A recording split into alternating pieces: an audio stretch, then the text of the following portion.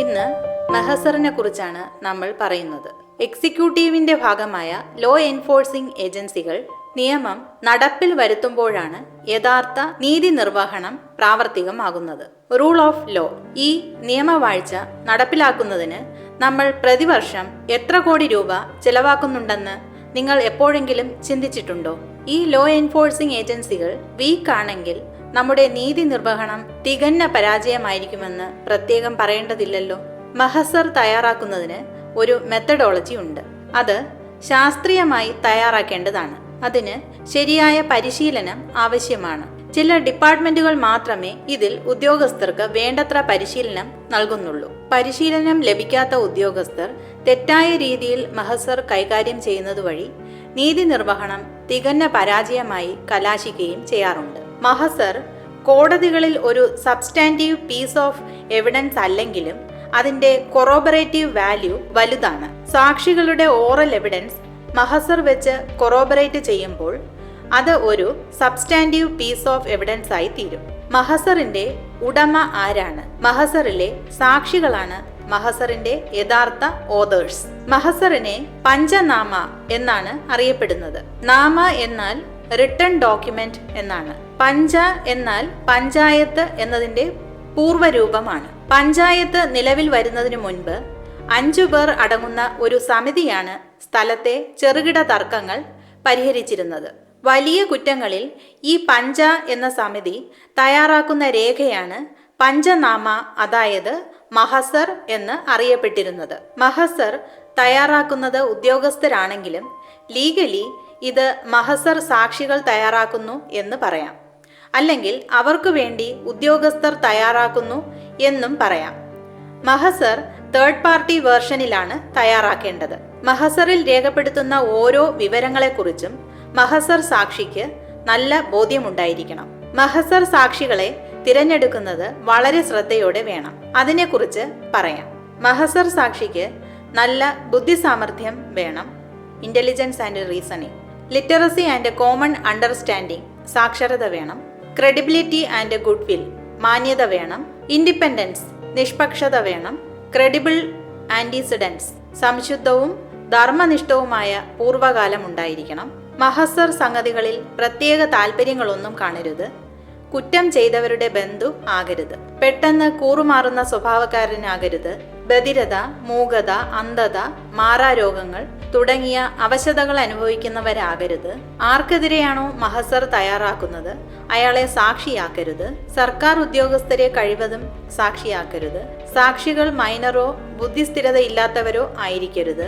സ്ത്രീകളെ സാക്ഷിയാക്കാവുന്നതാണ്. സ്ത്രീകൾ ആരോപണ വിധേയരാകുന്ന കേസുകളിൽ മറ്റൊരു സ്ത്രീയെ മഹസർ സാക്ഷിയാക്കുന്നതിനെ നിയമം അനുകൂലിക്കുന്നു. മഹസർ സാക്ഷികൾ ആ സ്ഥലത്തെ സ്ഥിര താമസക്കാരായിരിക്കണം. മഹസർ സാക്ഷിയാകുന്നതിന് താല്പര്യമുള്ളവരെ മാത്രമേ തിരഞ്ഞെടുക്കാവൂ. താല്പര്യമില്ലാത്തവരെ തിരഞ്ഞെടുത്താൽ പിന്നീട് അഭിപ്രായ മാറ്റം മൂലമുള്ള പ്രയാസങ്ങൾ നേരിടുന്നതാണ്. സ്വമേധയാ സാക്ഷിയാകാൻ ആളില്ലെങ്കിൽ അടുത്ത പ്രദേശത്തു നിന്നും സാക്ഷികളെ തിരഞ്ഞെടുക്കാവുന്നതാണ്. സാക്ഷികൾക്ക് രേഖാമൂലം ഓർഡർ നൽകി വിളിക്കുന്ന രീതി criminal procedure code section 100 sub clause 4-ൽ പറയുന്നുണ്ട്. മഹസറിന്റെ തെളിവ് മൂല്യമാണ് ഏറ്റവും പ്രധാനം. കേസിനാധാരമായ ഒരു സംഭവം പിൽക്കാലത്ത് കോടതി പരിശോധിക്കുമ്പോൾ സംഭവത്തിന് സാക്ഷ്യം വഹിച്ചവരുടെ ഓർമ്മ പുതുക്കുന്നതിനും അത് സ്ഥിരീകരിക്കുന്നതിനും മഹസർ വളരെ പ്രധാനമാണ്. അടിസ്ഥാനപരമായി എല്ലാ മഹസറുകളും മെമ്മോറാണ്ടം മഹസറുകളാണെന്ന് പറയാം. അതായത് ഒരു സംഭവത്തിന്റെ വിശദാംശങ്ങൾ മെമ്മോ രൂപത്തിൽ അവതരിപ്പിക്കുകയാണ് മഹസറിന്റെ ധർമ്മം. വിവിധ തരം മഹസറുകൾ പരിചയപ്പെടാം. ഒരു സംഭവസ്ഥലം പരിശോധിച്ച് തയ്യാറാക്കുന്ന മഹസറാണ് കൃത്യസ്ഥല മഹസർ അല്ലെങ്കിൽ സ്പോട്ട് മഹസർ എന്ന് പറയും. കുറ്റകൃത്യവുമായി ബന്ധപ്പെട്ട ഏതെങ്കിലും വസ്തുവകകൾ, വാഹനങ്ങൾ, ഉപകരണങ്ങൾ പിടിച്ചെടുത്തുകൊണ്ട് തയ്യാറാക്കുന്ന മഹസറാണ് സീഷർ മഹസർ. ഇതുകൂടാതെ ഇൻക്വസ്റ്റ് മഹസർ, അറസ്റ്റ് മഹസർ, അങ്ങനെ വിവിധ തരം മഹസറുകൾ ഉണ്ട്. Forest mahazar, identification parade mahazar, motor accident mahazar, അഴിമതി നിരോധന നിയമപ്രകാരമുള്ള pre trap mahazar, post trap mahazar തുടങ്ങിയ വിവിധ തരം മഹസറുകൾ ഉണ്ട്. ലക്ഷണയുക്തമായ മഹസറിനു വേണ്ട ഗുണങ്ങൾ എന്തൊക്കെയാണ്? മഹസറിനു വേണ്ട ഏറ്റവും നല്ല ഗുണം അതിന്റെ സ്വാഭാവികതയാണ്. കൃത്രിമത്വം ഒരിക്കലും മഹസറിൽ കടന്നുകൂടരുത്. അതുപോലെ തന്നെ മഹസർ സ്വയം വിശദവും എന്നാൽ അനാവശ്യ കാര്യങ്ങൾ ഉൾപ്പെടാത്തതുമായിരിക്കണം. മഹസറിലെ വസ്തുതകൾ പരസ്പരം പൊരുത്തപ്പെടുന്നതാകണം. പ്രസക്തമായ വസ്തുതകൾ കാലദേശക്രമത്തിൽ പാകി നെയ്തെടുക്കാൻ മഹസർ തയ്യാറാക്കുന്ന ഉദ്യോഗസ്ഥൻ പ്രാവീണ്യം നേടിയിരിക്കണം. മഹസർ തയ്യാറാക്കുന്ന ഉദ്യോഗസ്ഥൻ സത്യസന്ധനും വിശ്വസ്തനും ആയിരിക്കണം. മഹസർ കൈപ്പടയിൽ എഴുതിയാണ് തയ്യാറാക്കേണ്ടത്. ആയതിനുള്ള എഴുത്തുപകരണങ്ങൾ, അളവ് തൂക്ക ഉപകരണങ്ങൾ, വിലപിടിപ്പുള്ള സാധനങ്ങൾ എടുക്കേണ്ടതുണ്ടെങ്കിൽ അപ്രൈസർ, പിടിച്ചെടുക്കുന്ന മുതലുകൾ നീക്കം ചെയ്യുന്നതിനുള്ള വാഹനം, തൊണ്ടി മുതലുകൾ സീൽ ചെയ്യുന്നതിനുള്ള സാമഗ്രികൾ, രംഗം പകർത്തുന്നതിനുള്ള ക്യാമറ തുടങ്ങിയവ കരുതണം. ക്രിമിനൽ നടപടികളിലേക്കുള്ള മഹസറിലേക്ക് കടക്കുന്നതിനു മുൻപ് കുറ്റകരമായ പ്രവൃത്തി നടന്നിട്ടുണ്ടെന്ന് ബോധ്യപ്പെട്ടിരിക്കണം. കുറ്റകൃത്യത്തെക്കുറിച്ച് വിവരം ലഭിച്ച് സന്നാഹങ്ങളുമായി സ്ഥലത്തെത്തി കുറ്റം നടന്നതായി സ്ഥിരീകരിച്ചതിനു ശേഷമേ മഹസർ നടപടികളിലേക്ക് കടക്കാവൂ. കുറ്റകൃത്യത്തെക്കുറിച്ച് സ്ഥലത്തുള്ളവരെ ബോധ്യപ്പെടുത്തുകയും തുടർന്നുള്ള കുറ്റം തടയുന്നതിനാവശ്യമായ പ്രിവെന്റീവ് ആക്ഷൻ എടുക്കുകയും വേണം. മഹസറിന്റെ ഘടന ഇപ്രകാരമാണ്: മഹസർ ടൈറ്റിൽ, മഹസർ നമ്പർ, മഹസർ തയ്യാറാക്കുന്നതിനുള്ള അധികാരം, മഹസർ തയ്യാറാക്കുന്നതിനുള്ള സന്നാഹത്തിലെ ഉദ്യോഗസ്ഥരുടെ ഹാജർ, മഹസർ ആരംഭിക്കുന്ന സമയം, മഹസറിൽ ഉൾപ്പെട്ട സ്ഥലം തിരിച്ചറിയുന്നതിനുള്ള ലൊക്കേഷൻ ഉൾപ്പെടെയുള്ള വിവരങ്ങൾ, സ്ഥലത്ത് നടത്തുന്ന പ്രവൃത്തികൾ ആദ്യം നടന്നത് ആദ്യം എന്ന ക്രമത്തിൽ രേഖപ്പെടുത്തൽ, കുറ്റകൃത്യം തടയുന്നതിന് പ്രിവെന്റീവ് ആക്ഷൻ എടുക്കുന്നതിന്റെ വിവരം, ഹാജരാക്കാൻ ആവശ്യപ്പെട്ട വസ്തുക്കളുടെയും രേഖകളുടെയും വിവരം, കസ്റ്റഡിയിലേക്ക് എടുക്കുന്ന മുതലുകളുടെ രേഖകളുടെ വിവരം, അത് എവിടേക്ക് കൊണ്ടുപോകുന്നു എന്നത്, മറ്റൊരു മുതലുകളും സംഭവസ്ഥലത്തു നിന്നും എടുക്കുന്നില്ല എന്നതും, സംഭവം നടന്നതുമായി ബന്ധപ്പെട്ട സൂചനകൾ നൽകുന്ന വിവരങ്ങളും, തടസ്ഥരിൽ നിന്നും ചോദിച്ചറിഞ്ഞ് തിട്ടപ്പെടുത്തിയ വിവരങ്ങളും, നടപടി അവസാനിപ്പിച്ച് മഹസർ ക്ലോസ് ചെയ്യലും, മഹസർ സാക്ഷികളെ കൊണ്ട് ഒപ്പിട്ട് പൂർത്തീകരിക്കലും. ഇങ്ങനെ തയ്യാറാക്കുന്ന മഹസറിന്റെ പ്രാധാന്യം വിവരണാതീതമാണ്.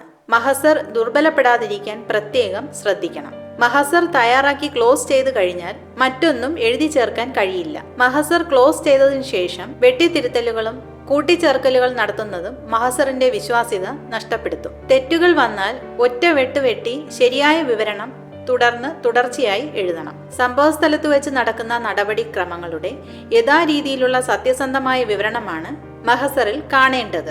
അതിൽ യാതൊരു ആശയക്കുഴപ്പമോ അവ്യക്തതയോ ഉണ്ടാകാൻ പാടില്ല.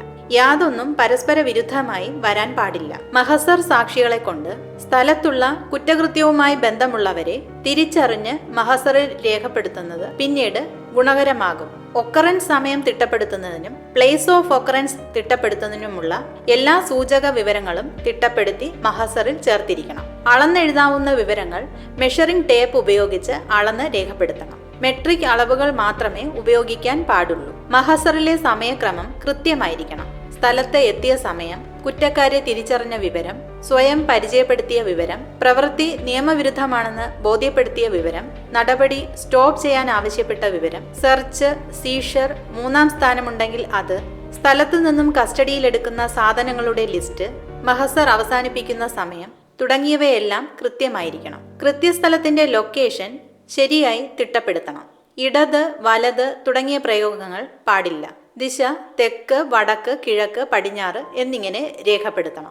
ഗൂഗിൾ മാപ്പ് നോക്കി സംഭവസ്ഥലത്തു നിന്നും വിവിധ ദിശകളിൽ മാറി കാണുന്ന ലാൻഡ് മാർക്കുകൾ കണ്ടെത്താവുന്നതാണ്. 25 മീറ്ററിൽ താഴെ വരുന്ന അളവുകൾ മെഷറിംഗ് ടേപ്പ് ഉപയോഗിച്ച് അളന്ന് എഴുതണം.